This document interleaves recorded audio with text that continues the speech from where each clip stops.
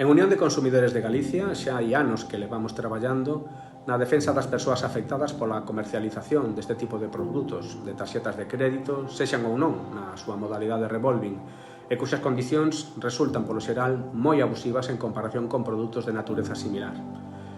Creo que a principal mensaxe que podo transmitir é que aquelas persoas que tiveran contratado este tipo de produtos poden acudir á nosa organización